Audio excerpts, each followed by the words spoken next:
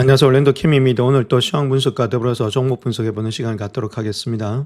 자, 오늘 시장 한번 보겠습니다. 다우가 0.63%, 나스닥이 0.91%로 좀 많이 올라왔죠. S&P 500이 0.5%, 그 다음에 러셀이 0.75%다. 이때까지는 다우라든지 러셀이 좀 주간했다면 오늘 장에서는 나스닥이 주간하면서 많이 떨어졌던 기술주 중심으로, 자, 대형 M7 중심으로 좀 많이 올라갔다 이렇게 보시면 되겠고, 장막판에도 올라가는 폭이 조금 더 다른 것보다는 좀 많았다 이렇게 보시면 되겠죠. 다른 지금 러셀이라든지 다우보다는, 그래서 좀 강한 시장을 나타내고 있는 거 아니냐. 그래서 러셀이라든지 이렇게 다우로 올라갔던 자금들이 여기로 돌아가고 있다. 그래서 시장이 순환매가 계속해서 되고 있기 때문에 주가 자체가 달리는 데는 무난하게 달리고 있다 이렇게 보시면 되겠습니다. 자, 하루 동안 맵을 한번 보겠습니다. 가장 많이 올라갔던지 기술주 중심으로 좀 많이 올라갔죠. 거의 다 달렸다 이렇게 보시면 됩니다. M7 중심으로 오래간만에 많이 달렸죠. 단지 브로드컴 이런 것들 약간 빠졌고, 그 다음 반도체 장비주 중심으로 좀 많이 빠진 거지 나머지는 거의 다가 상승을 했습니다. 우버 이런 것들은 그렇고, 그래서 요번에는 다른 것들뿐만 아니라 저 소프트웨어 있죠. 자, 많이 빠졌던 소프트도 조금씩은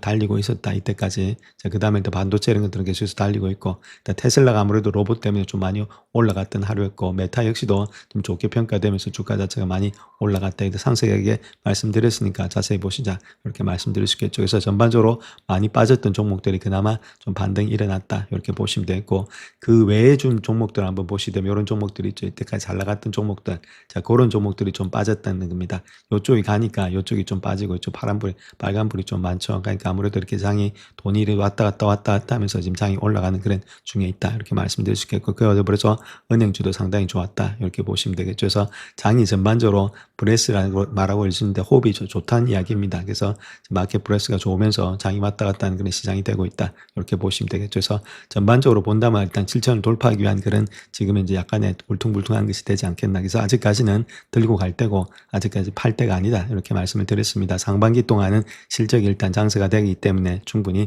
들어갈 수가 있다 이렇게 말씀을 드립니다. 자, 그래서 하루 동안의 퍼포먼스 보시게 되면 올라갔던 종목이 이제 한 6개 정도 되고 있고, 내려갔던 종목이 한 5개 정도 되고 있죠. 그러니까 시장이 아직까지도 마켓 프레스가 좋다 이렇게 보시면 되겠고, 자, 그 다음에 많이 올라갔던 종목은 커뮤니케이션 서비스 있죠. 많이 내려갔던 것이 올라갔죠. 메타 때문에 좀 올라갔고, 베이직 머티리얼, 이거는 원재료는 아직까지 싸움하고 있죠. 원재료 싸움은 계속해서 되니까 그렇게 내려갈 리는 없습니다. 그 다음에 컨슈머 시크 이렇게 이미 소비재도 좀 올라왔고, 기술주 저렇게 올라왔죠. 그래서 이런 것들이 아무래도 많이 올라갔던, 내려갔던 종목들이 올라갔고, 저번에 많이 올라갔던 종목들 있죠. 자, 컨슈머 디펜스, 경기 방어주, 그 다음에 일단 이제 산업재라든지 이런 것들, 유틸리티 이런 것들이 좀 빠지면서 다른 종목이 올라갔다 해서 왔다 갔다 하면서 장이 교환되면서 장이 가고 있다 이렇게 보시면 됩니다. 그래서 전반적으로 순환매가 돌면서 상당히 좋은 장들이 일어나고 있다 이렇게 말씀드립니다. 자, 오늘 S&P 500의 지수 한번 보시게 되면 일단 이평선 한번 보시죠. 200일 이평선, 그 다음 100일 이평선, 50일 이평선, 그 다음에 5일, 10일, 20일 다 일단 돌파하면서 올라가고 있죠. 그래서 다 정배열되어 있다는 겁니다. 즉 말해서 약간의 눌림목은 있었는데 주가 자체가 아직도 상승의 추세가 계속해서 연출이 되고 있다. 이렇게 보시면 되겠죠. 그런 가운데 이 때문에 매수 청산이라고 말씀드렸죠. 항상 매수 청산. 자, 매수를 해서 만약에 매도한다면 그렇게 해야지 지금은 매도하고 팔 때는 아니다 이렇게 말씀드렸습니다. 그래서 매수 관점에서 바라보자 이렇게 말씀드렸고, 자, 스토캐스틱 것도 또 50 미만에 와 있기 때문에 아직까지도 올라갈 가능성이 많이 있다. 그렇게 보시면 되겠죠. 자, 그런 가운데 있기 때문에 이제 7천을 돌파해야 되는데, 저 돌파하려면 어떤 트리거가 있어야 되는데 조금은 시간이 걸리지 않겠는가. 그런 것들이 빅테크 실적이 나올 때 한번 돌파하지 않겠나 그렇게 생각이 됩니다. 자, 그런 가운데 있기 때문에 아직까지도 자, 들고 갈 때다. 이렇게 보시면 되겠고, 자, 가장 중요한 것은 나스닥이 오늘자에서 좀 많이 올랐죠. 0.83% 올랐는데 아무래도 러셀보다 좀 많이 올라가고 있다. 그래서 러셀이 올라갔던 것이 약간 주춤거리면은 다시 많이 올라왔기 때문에 좀 조심할 때고, 그 다음에 또 반도체라든지 여러 가지 지금 기술주 중심으로 또 반등이 되지 않겠는가. 그래서 이번 주부터 시작해서 아무래도 또 이런 빅테크들의 실적이 나옴으로 인해서 가치금 올라갈 가능성도 많이 있다. 이렇게 보시면 되겠죠. 그래서 이번 실적이 어떻게 될지 다음 주부터는 실적 장세니까 실적을 계속해서 우리가 관찰하셔야 된다. 이렇게 말씀을 드릴 수 있겠습니다. 그래서 지금 다우 같은 경우에서도 고점을 갖다 약간은 지금 눌림목이 있었죠. 그래서 지금 가장 좋은 것은 제가 보는 관점에서는 다우도 상당히 좋은데, 일단 자금 자체가 여기 갔다 저기 갔다 움직이면서 장들이 가고 있기 때문에 시장이 마켓에 브레스 있죠. 그 호흡은 상당히 좋다는 겁니다. 한 곳에만 묻혀 있는 게 아니라 지금 이제 기술주로 갔다가 다우도 갔다가 지금 소형주로도 갔다가 왔다 갔다 하기 때문에 시장에 지금 여러 가지의 브레스는 상당히 좋다. 저렇게 말씀을 드립니다. 자, 그다음 또 예내 신문물이 그나마 좀 내려가고 있습니다. 미국 10년물이 한 4.249 정도 되고 있고 4.249% 정도 되고 있죠. 그다음에 일본께 지금 이제 2.24 정도 되고 있으니까 한 2% 정도는 아직까지 좀 차이가 나고 있다. 저번에 2%까지 좀 좁혀졌죠. 아무래도 이런 것들이 좀 내려가서 그렇습니다. 이거는 주봉으로 봐서 올라와 있는데 아무래도 이번에 일단 재패니스 yen 자체 한 1.84% 하락이 됐고 자, 미국 10년물이 0.55 여기 뭐 변함이 없었죠. 자, 그나마 요것이 좀 내려가 준다면은 아무래도 지금 이제 금리 자체가 좀 내려가면서 금리가 내려간다면 4.3을 돌파하지 않고 조금 밑으로 내려가 준다면 주가는 다시금 반등할 수 있으니까 그래서 금리는 계속해서 우리가 지켜봐야 된다. 특별히 일본 금리는 좀 주시해서 보자. 저렇게 말씀드렸습니다. 자, 다음 요 세 가지 차트를 한번 비교해 볼까. 위에 있는 것은 골드입니다. 골드고 이제 밑에 있는 거 있죠. 이건 S&P 500 지수다 이렇게 보시면 되겠고 그다음 가장 밑에 있는 것은 달러 지수다 이렇게 보시면 되는데 5년 동안에 어떻게 흘러갔느냐 그 이야기를 하고 있죠. 5년 동안에 골드는 한 165% 올라갔고 그 다음에 S&P 500 지수는 한 80%가 올라갔다는 겁니다. 그에 반해서 달러는 지금 현재 한 8% 거의 안 올라갔죠. 그러니까 우리가 투자해야 될 때가 골드 같은 데도 어느 정도는 킵을 하셔서 자, 기본적으로 한 5에서 한 10% 정도의 자산을 갖다 달러로 좀 방어를 하시면서 갖고 가자. 이 갖고 있어봤자 안 올라간다 이렇게 말씀드릴 수 있겠죠. 물론 다른 타지수 뒤에서 뭐 지금 이제 엔이라든지 스위스 프랑이라든지 그런 것들 비해서 이렇게 달러 지수가 나타나는 거니까 큰 의미는 없는데 그럼에도 불구하고 달러를 가지고 있으면 아무 도움이 안 된다. 자, 그렇기 때문에 이걸 갖다가 우리가 달러를 좀 많이 가지고 계신 분들은 어느 정도는 일단은 골드를 좀 변환해서 갖고 가시면은 앞으로 그 자체가 뭐 그렇게 떨어지진 않을 것으로 보이기 때문에 5에서 한 10% 정도는 일단 자산을 갖다 이쪽에다 파킹을 하시는 것이 좋지 않나 그렇게 생각을 하고 있습니다. 자, 다음 차트 분석을 해보게 되면 기술업계 내부에서 소프트웨어에서 아무래도 칩으로 자금 이동이 되고 있다 그렇게 이야기를 하고 있는데 그 내용에 대해서 한번 살펴보겠습니다. 자, 시장 순환이란 용어를 듣게 되면 보통 자금이 업종 간의 이동, 즉 말해서 성장주에서 비성장주로 이동하는 것을 떠올린다 이렇게 말하고 있는데 이러한 현상이 나타났다는 겁니다. 몇 주 동안에. 그래서 S&P 500이 고점 부근을 유지하는 중요한 요인이 되고 있었죠. 아무래도 경기 순환주라든지 이런 것들이 주가가 갔으니까 기술주 빠지고 자, 그런데 업종 내에서도 순환이 발생했다는 겁니다. 기술주와 같은 업종에서도 이러한 현상이 나타나서 주목할 만하다. 서로 반대 방향으로 움직이는 두 분야사에서 두드러진 현상이다.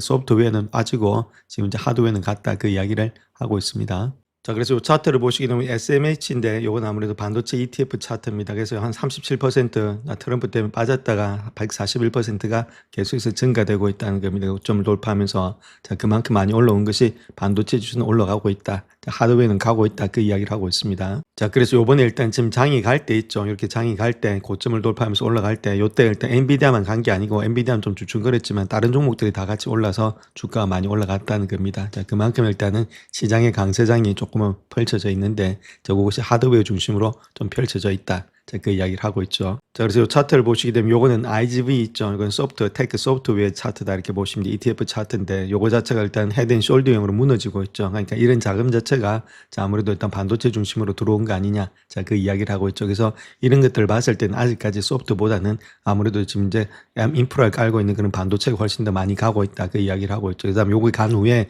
아무래도 2020년도 후반부터는 이런 것들이 더 달리지 않겠나. 자, 그렇게 보여지고 있습니다. 자, 그래서 반도체로 일단 자금이 흘러 들어가고 소프트웨어로 흘러 들어가지 않는 이유가 있죠. 그래서 오픈 AI 지금 CFO가 이야기하고 있기를 회사가 신약 개발이라든지 에너지, 금융 등 다양한 분야에서 자사의 AI를 통해서 고객이 발견한 가치를 일부를 공유하는 그런 수익 분배 계약을 검토 중에 있다. 그래서 수익이 아직까지 발생이 안 된다는 겁니다. 자, 이런 것들 때문에 시장이 일단 인프라를 쫓고 있다. 이렇게 보시면 되겠죠. 소프트웨어보다. 자, 그렇게 우리가 이해하시면 되겠습니다. 자, 그럼에도 불구하고 샘알트만 같은 경우는 계속해서 홍보를 하고 있다. 이렇게 보시면 됩니다. 지난 한 달 동안에 지금 ARR 연간 반복 매출로 인해서 한 1빌리언 정도가 더해졌다, 늘어났다. 그렇게 이야기를 하고 있죠. 자, 그런 가운데 있기 때문에 계속해서 뭐 이렇게 늘어난다는 것도 확신이 있어야만이 돈이 소프트웨어 쪽으로 들어갈 수가 있다. 이렇게 우리가 보시면 되겠습니다. 그래서 이런 것도 우리가 계속해서 관찰을 하셔야 된다. 이렇게 말씀을 드립니다. 자, 근데 중요한 것을 본다면 지금 이제 오픈 AI 알트만 자체가 미들이스트에 인베스터를 만났다. 그렇게 이야기를 하고 있죠. 500억 달러의 자금 조달을 위해서 돈이 없다는 겁니다. 자금 조달한다는 이야기는. 자, 사모펀드에서도 돈이 나간다만 이야기하고 있으니까. 자, 그런 식으로 해서 지금 7,500에서 8,300억 달러의 일단 기업 가치로서 자금을 계속해서 융통을 하려는 그런 입장에 있다. 돈을 못 벌고 있다. 자, 그렇게 보시면 되겠습니다. 자, 오늘 또 블랙록의 레리 핑크가 나와서 이야기했던 내용을 보시게 되면은 다 진심으로 믿는다는 겁니다. 그래서 지금 이제 AI 버블은 없다. 그렇게 이야기를 하고 있죠. 그래서 버블 자체가 있는 것이 아니라 아직까지 이제 수익이 따라오는데 좀 시간이 걸린다. 자, 그렇게 우리가 보시면 되겠습니다. 자, 다음 요 차트 하나 보시면 요번 화요일 날에 S&P 500이 일단 솔드가 됐죠. 한 2% 정도 떨어졌다는 겁니다. 즉 말해서 비스의 선물 지수가 많이 올라갔죠. 자, 선물 지수가 많이 올라갔다는 말은 S&P 500 지수가 좀 많이 떨어졌다는 그 이야기하고 똑같죠. 자, 그런데 그때 IG 스프레드 요거 자체는 1bp 밖에는 안 움직였다는 겁니다. 자, IG 스프레드가 뭐냐면 지금 이제 국채 있죠. 그 지금 이제 반드 금리, 10년물 금리 자체 있죠. 10년물 금리 국채입니다. 자, 국채의 반드 금리가 지금 한 이제 4%다. 자, 그렇게 했을 때 요건 투자 등급에 일단은 지금 채권을 말하고 있습니다. 그래서 IG 채권 자체가 금리가 한 5%다. 자, 그렇게 했을 때는 1%밖에는 차이가 안 나죠. 그게 스프레드가 1%밖에 안 났다는 겁니다. 자, 그런데 만약에 이 IG 스프레드가 지금 현재 뭐 6% 이렇게 갔을 때는 2%나 차이가 나죠. 스프레드가 엄청나게 차이가 많이 나는데 스프레드가 차이가 많이 난다는 말은 이쪽에 일단 금리를 많이 가져가면서 채권의 가격이 상당히 많이 떨어진다. 채권의 등급이 안 좋다는 이야기겠죠. 금리가 올라가니까. 자, 그런데 지금 이제 그런 모양이 없었다는 겁니다. 이렇게 주가가 하락되더라도 이거는 스프레드는 많이 안 움직였다는 겁니다. 지금 4%에서 한 5%밖에는 움직인 게 없었다. 그 이야기를 하고 있죠. 자, 그 정도로 일단 이번에 시장이 펀더멘털이 좀 강했다. 그 이야기를 하고 있습니다. 그래서 채권의 등급 자체가 이렇게 올라가면서 자, 이렇게 하면 신용이 떨어질 때 정말 주가가 하락할 때는 좀 위험 자산이 완전히 안 좋으니까 자, 그럴 때는 지금 이제 채권의 가격이라든지 이런 것들이 많이 뛰면서 금리 차가 많이 나야 되는데 자, 그런 게 없었다는 거겠죠. 자, 그 정도로 펀더멘털이 시장이 강하기 때문에 주가가 바로바로 반등이 나오고 있다. 자, 그 이야기를 하고 있습니다. 자, 그래서 이 차트를 보시면 조금 더 이해가 편한데, 자, IG 인덱스의 스프레드가 높을 때 있죠. 그 스프레드가 할 때 금리 차가 높을 때, 요럴 때 보면 SVB 은행 사태 났을 때 주가가 할 때 고점을 치면서 내려오죠. 그때는 아무래도 주가가 꺾일 때입니다. 이렇게 높을 때. 마찬가지로 관세가 상당히 높았을 때 4월 달에 그때 주가가 이렇게 폭락이 됐었죠. 이때도 마찬가지고 주가가 폭락이 됐대. 요번 장에는 그런 스프레드가 많이 없었다는 겁니다. 자, 그만큼의 반등이 일단은 지금 이제 약했다. 이렇게 보시면 되겠죠. 그 정도로 일단 아직까지는 펀더멘탈이 좋다. 펀더멘탈 안 좋을 때는 이렇게 아무래도 스프레드가 올라오면서 상당히 불안한데 그런 게 없었다. 자, 그 이야기를 하고 있습니다. 자, 개인 투자가들은 화요일 하락장에서 매수세에 들어갔고 월가는 미국 주식 매도 움직임을 좀 주도했다. 그렇게 말하고 있죠. 기간 팔고 개인은 샀다. 이렇게 이야기를 하고 있습니다. 자, 그래서 JP모건에 따르면 화요일은 개인 투자가들이 주식 매수량이 1년 동안에 세 번째로 많은 날이었다. 그렇게 말하면서 개인 투자가들의 시장 유입액이 129억 달러에 달했다. 이렇게 말하고 있고 이는 지난 12일간의 평균치보다도 거의 2배 달하고 있다. 지난해 4월에 트럼프가 관세 인상을 발표한 직후 나타났던 매수세와 비슷한 수준이다. 자, 결론 탁구라고 생각하면서 들어왔다. 그렇게 보시면 되겠죠. 자, 그래서 개인 투자가들이 세 번째로 많이 샀다. 그렇게 이야기하고 있죠. 화요일 날. 그러니까 요때입니다. 요때 많이 샀다는 겁니다. 요때하고 요때, 그때 말고는 가장 많이 샀던 것이 개인 투자들이 많이 샀다. 자, 그만큼 지금 이제 주가가 빠질 때마다 담고 있는 것이 개인 투자가다. 그렇게 이야기를 하고 있죠. 자, 그래서 개인 투자가들이 약세장이 매수하는데 익숙해져 있다. 그렇게 이야기를 하고 있죠. 그래서 이러한 것들은 좋은데 이제 약세장이 들어왔다가 또 올라가면 또 팔아버리죠. 자, 그렇기 때문에 주가가 올라가는 데 있어서는 좀 시간이 걸리지 않겠는가. 자, 그것이 문제라는 겁니다. 들고 가면 문제가 없는데 자, 샀다 팔았다 할 가능성이 좀 많은 것이 개인 투자가다. 이렇게 말씀드립니다. 자, 다음 GDP 성장률 한번 보겠습니다. 예측치가 4.3을 예측했는데 4.4니까 상당히 좋게 나왔고 저번에 3.8보다는 상당히 좋게 나왔다. 자, 그렇게 보시면 되겠고 그 다음에 이니셜 잡리스 클레임 있죠. 신규 실업 청구 건수 이건 20만 9천건 예측했는데 20만 건이니까 적게 나왔죠. 그러니까 실업 급여가 적게 나왔다는 말은 고용이 좀 좋다. 그렇게 보시면 되는데 그럼에도 불구하고 저번보다는 좀 올랐죠. 그러니까 고용이 아직까지는 뭐 그렇게 좋다 보기는 힘들다. 이렇게 보시면 되겠고 자, PCE MOM 기준으로서는 0.2% 똑같이 나왔고 저 YY 기준도 2.7 여보보다 조금은 떨어졌습니다. 자, 그럼에도 불구하고 뭐 비슷한 모양이 되고 있기 때문에 이런 것들은 아무래도 인플레이션이 그렇게 낮아졌다 이렇게 보기는 힘들다 이렇게 말씀을 드립니다. 자, 그래서 현재 미국 경제의 현황을 보시게 되면 견조한 성장에다가 낮은 해고율 그리고 지속적인 인플레이션 자, 그렇다면 연준은 여름까지는 금리를 갖다 다시금 인하하지 않을 수도 있다 그렇게 이야기를 하고 있죠. 아무래도 이렇게 되니까 좀 체인지 되면은 연준 의장이 체인지 될 때 그때 가서야 이제 하지 않겠나 자, 그렇게 보여집니다. 자, 그렇게 되는 원인 중에 하나가 아무래도 소비자 지출이다 이렇게 보시면 되는데 가게는 3분기에 많은 지출을 했고 4분기 첫 2달 동안에도 지출을 이어갔다 그렇게 말하고 있죠. 소비자 지출은 10월과 11월에 모두 0.5% 정도 증가됐는데 또한 노동시장 전환점을 맞이하고 있다 그렇게 말하고 있고 기업들이 새로운 일자리를 많이 창출하고 있는 것은 아니지만 일자리를 없애는 것도 아니다. 노하일, 노파일이죠. 매주 해고되는 사람의 수는 작년보다 또 줄어들었다는 겁니다. 작년 가을에 발표됐던 대규모 기업의 해고 사태는 아무런 변화도 가지 못했다. 그래서 더욱더 고무적인 것은 실업수당을 받고 있는 사람들의 수가 180만에서 190만 명 사이에서 정체되고 있다. 지난 몇 년간의 꾸준히 증가한 이 수치가 가을 이전까지 실업자의 일자리를 찾는 것이 얼마나 어려운지를 보여주는 지표다. 그렇게 이런 것들이 노동시장이 조금 안정되고 있다는 신호다. 자, 그렇게 말하고 있죠. 그래서 연준이 보고 싶어 하는 거다. 자, 그렇게 이야기를 하고 있습니다.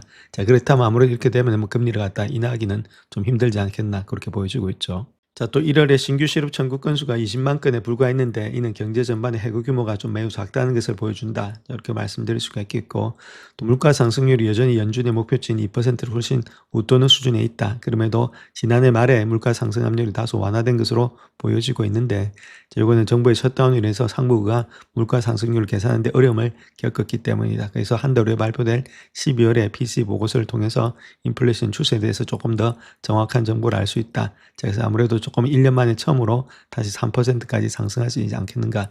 아무래도 이제 물가가 좀 올라간다는 것은 적극적으로 금리를 인하하기는 조금은 아직까지는 힘들다. 자, 그 이야기를 하고 있습니다. 자, 그래서 결론적으로 봤을 때 연준의 고위관계자는 추가적인 금리 인하를 단행하기 전에 인플레이션과 고용시장에 대해서 더 많은 경제 보고서를 기다리고 있다. 그렇게 말하고 있고, 10월과 11월에 소비자 지출 회복세, 인플레이션의 데이터 이런 것들은 인플레이션 둔화 속에서도 견조한 소비자 지출이 지속되고 있음을 보여주고 있다. 자, 그렇기 때문에 아직 경제가 그렇게 안 좋은 건 아니다. 자, 그 이야기를 하고 있죠. 그래서 금리를 내리는 데 있어서 좀 신중해지고 있다. 그 이야기를 하고 있습니다. 자, 다음 소형주들이 이례적으로 강세 출발을 보이고 있지만 역사를 비춰보게 되면 기술주가 더 나은 투자다. 그렇게 이야기를 하고 있습니다. 그래서 나중 되면 또 기술주가 많이 오르기 때문에 기술주가 좀 많이 빠진다면 우리가 좀 담아갈 때다. 자, 그렇게 이야기를 하고 있죠. 자, 그래서 역사적으로 일단 골드만삭스에서 비교했건데 비교를 한 차트인데 요거는 일단 나스닥 1개월입니다. 여기는 좀 러셀 1개월이고, 그래서 나스닥하고 지금 중소형주를 비교해봤더니 1.96이고 3.59죠. 그러니까 한 달 동안은 러셀이 좋다는 겁니다. 자, 그런데 1년을 비교해봤을 때는 1년 동안 여기가 7.11%, 여기는 10.25%입니다. 그래서 결론적으로 봤을 때 좀 길게 본다면은 아무래도 나스닥의 상승세가 더 커진다. 자, 그 이야기를 하고 있죠. 자, AMD 주가가 6년 만에 최고치를 경신하고 있다. 이렇게 말하고 있고, 목요일 늦게 발표된 인텔의 실적 발표를 앞두고 AMD 주가는 AI 서버용의 중앙 처리 장치에 대해서 전반적인 기대감에 힘입어 상승세를 보이고 있다. 이렇게 이야기를 하고 있습니다. 자, 주가가 많이 오르는 이유는 아무래도 높은 수요 때문이다. 그렇게 말하고 있고, 서버의 CPU가 평균 판매 가격을 갖다가 10에서 15%를 인상할 수 있다. 그렇게 이야기하고 있죠. 수요가 많으니까 공급은 딸리는데. 자, 그와 더불어서 오픈 AI 파트너십, 그리고 AMD의 지금 GPU가 엔비디아의 제품에 비해서 얼마나 경쟁력이 있는지, 자, 그런 것들이 투자자의 관심이 되고 있다. 이렇게 밝히고 있습니다. 자, 또한 최근에 주가 상승은 AMD 관련된 특별한 뉴스가 없다는 겁니다. 오히려 지금은 인공지능 서버에 사용되는 CPU를 판매하는 AMD의 사업 전망에 대해서 점점 더 낙관적인 태도를 보이고 있다는 것들. 최근에 급성장하고 있는 이 분야에서 AMD는 강력한 수요에서 대응하는 가격의 인상을 할 수 있을 것으로 기대되고 있다. 즉, 가격 인상으로 인해서 마진 폭이 확대된다. 그 이야기를 하고 있죠.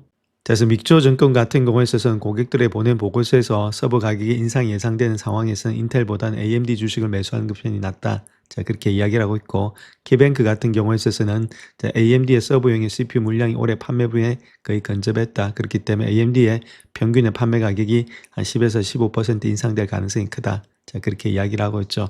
번스타인 같은 경우에 있어서도 AMD의 4분기 매출 전망치를 상향 조정한다. 그렇게 말하고 있고, 특별히 AMD의 에픽 프로세서의 판매량이 올해 한 30%는 성장할 거다. 자, 그런 식으로 이야기를 하고 있습니다.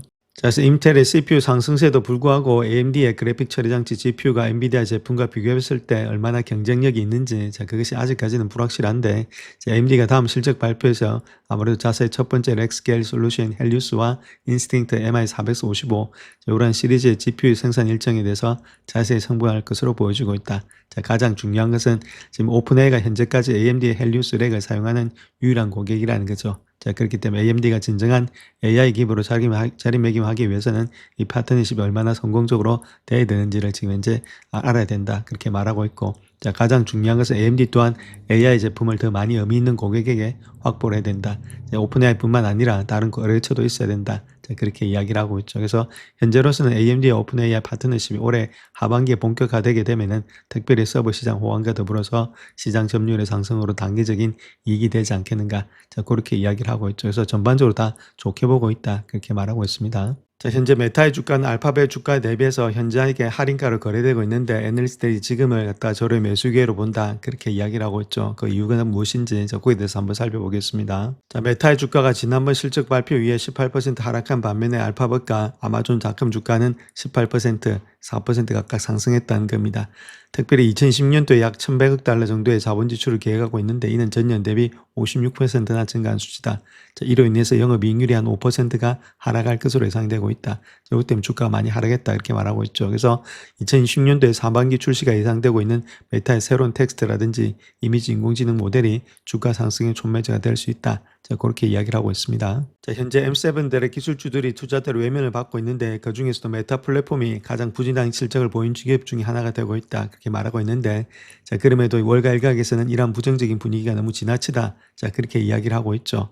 자, 그로 인해서 지금 예를 들어서 본다면 알파벳 대비 주가 수익률 P 레이쇼를 본다면은 아무래도 메타는 20.1배, 근데 알파벳은 28.3배로서 지금 이제 구글보다도 훨씬 더 낮다. 이렇게 보시면 되겠고, 이러한 차이가 역사적인 평균보다도 훨씬 더 크다. 그렇게 이야기를 하고 있습니다.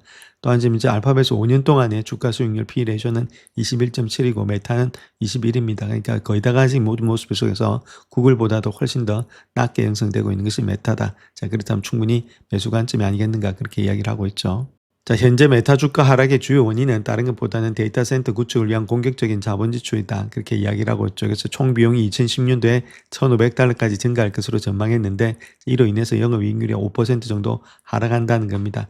이게 이제 결정적인 요인이 되고 있는데 자, 그럼에도 불구하고 이러한 하락세 이후에 이미 주가가 반영되어 있다 이런 것들은 자, 그런 가운데 때문에 잠재적인 상승 여력의 위험보다도 크다. 자, 그렇게 이야기를 하고 있습니다. 자, 메타가 상승할 수 있는 이유를 보게 된 메타의 최신 모델인 모델 라마 4 있죠. 요거 자체가 2015년도 경쟁사 대비해서 부진한 성능을 보이는데 새로운 모델이 이러한 상황을 반전시키고 메타가 AI 분야 인재를 대거 영입한 것이 결실을 맺고 있다. 자, 그렇게 이야기를 하고 있고 자, 메타버스 부분에 있어서도 최근에 예산 삭감 이런 것들이 메타가 비용 절감에 집중하고 있다는 것을 긍정적인 신호를 보여주고 있다는 겁니다. 자, 메타가 인공지능을 활용해서 자사 앱 제품군 전체에 적용되는 통합 AI 시스템을 구축하고 광고 성과를 최적화하고 있다. 자, 그로 인해서 광고 타겟팅을 더욱더 효과적으로 함으로 인해서 플랫폼 전체에 걸쳐서 사용자의 참여도를 높일 수 있다. 자, 결론적으로 봤을 때는 엔드2 AI의 AI 기반의 광고 도구의 연간 매출이 600억 달러를 돌파했다. 자, 이런 것들이 아무래도 지금 이제 상승의 요인이 되고 있다 이렇게 밝히고 있죠. 자, 그 다음 또 하나 봐야 될 것이 메타 앱 중에서 일일 활성 사용자 수가 가장 많지만은 수익 창출이 미흡한 왓츠앱이 있는데 자, 여기서도 기회가 있다는 거겠죠. 그 이유는 아무리 연간 매출이 90억 달러 수준이면 2029년도까지는 4배 정도로 증가될 가능성이 있다. 그 이야기를 하고 있고 자, 아무래도 그로 인해서 매수 등급가 910달러의 목표 주가를 주고 있는데 한 50%의 상승 여력이 있다. 그렇게 말하고 있죠. 자, 향후의 하락세는 좀 제한적이고 매출 성장, 그 다음 지속적인 효율성 개선에 힘입어서 상승세가 좀 이어질 것으로 보여지고 있다. 그래서 영업비용의 증가가 이런 것들을 상쇄한다. 그렇게 이야기를 하고 있습니다. 자, 그래서 오늘 메타 차트 한번 보시게 되면 이렇게 쌍바닥이 되고 있죠. 그래서 좀 올라가는 모양이 있다. 이렇게 보시면 됩니다. 전반적으로 지금 빅테크들이 이런 식으로 일단 쌍바닥인지 이런 것들이 나타나고 있기 때문에 주가의 상승 여력이 좀 있지 않나. 좀 많이 내려왔기 때문에 이제부터는 빅테크 시대가 될 수가 있다. 이렇게 말씀을 드립니다. 자, 오늘 GE의 실적 발표가 있었는데 GE 주가가 좀 하락되고 있죠. 제트 엔진 판매량은 여전히 증가하고 있지만 증가 속도가 둔화됐기 때문이다 이렇게 말하고 있습니다. 그래서 뭐 상용 엔진의 사업에 지속적인 호조에 힘입어서 실적 발표에 있어서는 예상치를 좀 뛰어넘었습니다. 그럼에도 불구하고 증가 속도가 조금은 둔화되고 있다. 그것 때문에 주가가 좀 빠지고 있다. 이렇게 말씀드립니다. 자, GE 같은 경우는 연간의 실적 전망치를 긍정적으로 제시하면서 매출의 성장률이 둔화되었지만 월가 예상치보다 여전히 빠른 속도를 보이고 있기 때문에 이번 보고서가 호평을 받을 것으로 예상했다. 그런데 실적 발표 직후에 잠시 사상 최고치를 경신했던 주가가 최대 사업 부분인 상용 엔진이라든지 서비스 부분의 성장세 이런 것들이 둔화가 지속되면서 곧 하락세로 일단 돌아나갔다. 그렇게 말하고 있습니다. 자, 은행 발표를 요때 있습니다. 요때 가지고 좋았는데 아무래도 실적을 비트를 했으니까 좋았다가 그다 흘러내렸죠. 자, 그 이유는 아무래도 증가 속도에 좀 문제가 있었다. 저 그렇게 밝히고 있습니다. 그래서 실적을 본다면 사업 부분에서 아무래도 상용 엔진이라든지 서비스 사업 부분의 매출이라든지 서비스 및 내부 방문 매출, 그 다음 예비 부분 매출, 그 다음 수주액 이런 것들이 거의 다 증가했다는 겁니다.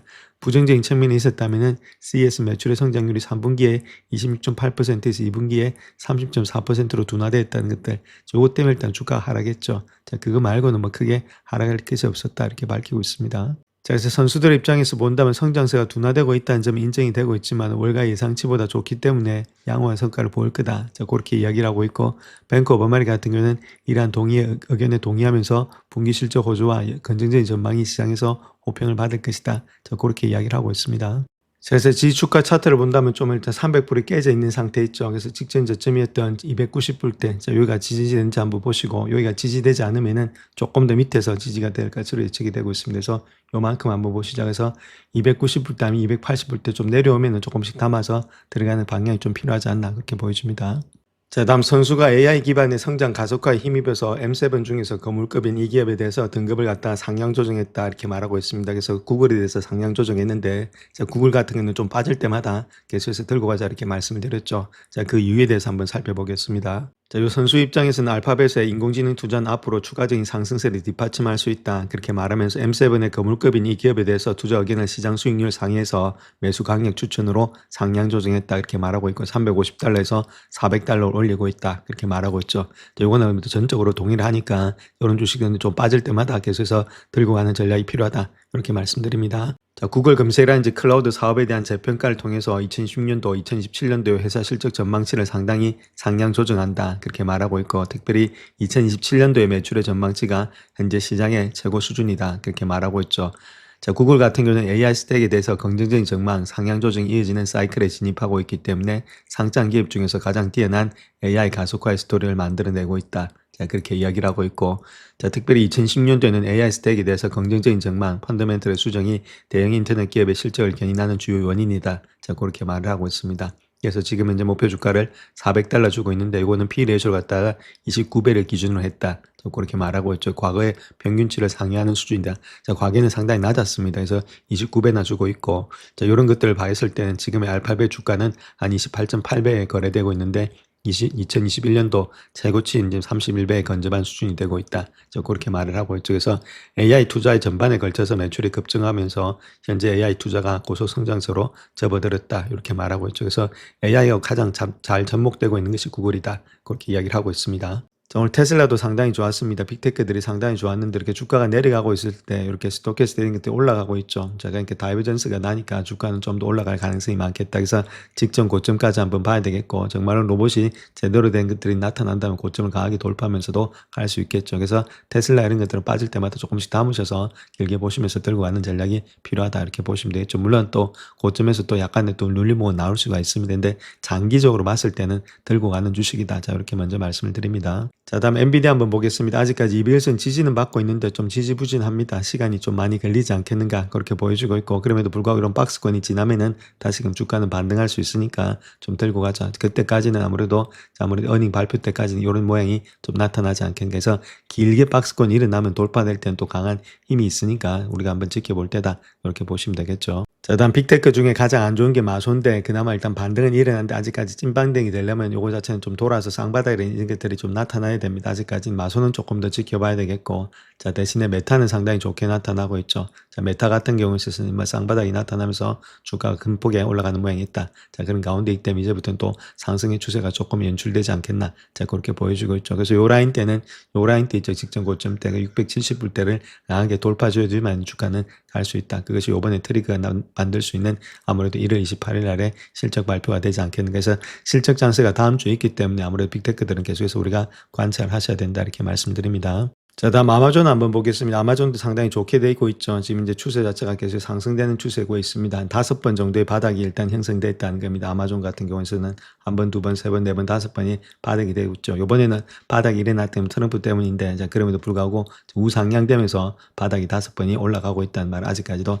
상승의 추세가 많이 있다. 이렇게 보시면 되겠죠. 자, 아마존에 대해서는 뭐 깊이 있게 또 분석하니까 계속해서 보시고, 이런 것들을 한번 갖고 가자. 이렇게 말씀드릴 수 있겠고, 자, 넷플릭스는 아직까지는 올라오려면 시간이 많이 걸린다 이렇게 말씀드릴 수 있겠죠. 그래서 어제 말씀드렸던 요 라인대가 계속해서 바닥으로 지켜지는지, 만약에 떨어진다면 조금 더 하락이 되고 있다. 그래서 추세가 하락되고 있을 때는 우리가 적극적으로 매수할 때는 아니고, 추세가 다 돌아나고 나서 이런 하락 추세 있죠. 이게 꺾이고 나서 완전히 돌아 나갈 때, 자 그럴 때 확인하고 매수하셔도 늦지가 않다. 이렇게 말씀을 드립니다. 자, 다음 오라클 한번 보겠습니다. 오라클 많은 분들이 이야기를 하셔서 말씀드릴 것 같으면 아직까지 추세는 하락 추세다 이렇게 보시면 되죠. 하락 추세가 완전히 꺾인 건 아니다. 이렇게 말씀드릴 수 있겠습니다. 그래서 추세가 하락 중에 있을 때 우리가 굳이 잡을 필요는 없습니다. 자, 그런 가운데 있고 정확하게 이런 것들이 다 돌아나서 쌍바닥이라든지 들이바닥이 되는 시점이 있겠죠. 그런 것들이 어느 정도 기간과 시간 조정이 흘러난 다음에 돌파될 때가 매수 관점이다 이렇게 보시면 되겠죠. 자, 그것이 아무래도 이번에 있을 이번 3월 달에 실적 발표가 되지 않겠는가. 자, 그렇게 보여지고 있습니다. 그때까지는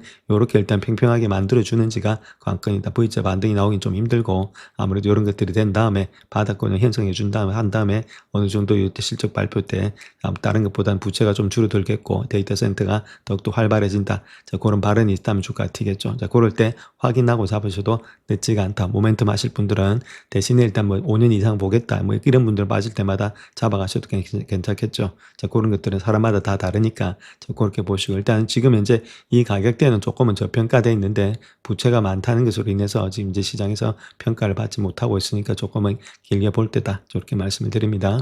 영상을 끝까지 시청해 주셔서 감사합니다. 영상이 도움이 되셨다면 구독과 좋아요 부탁드립니다. 감사합니다.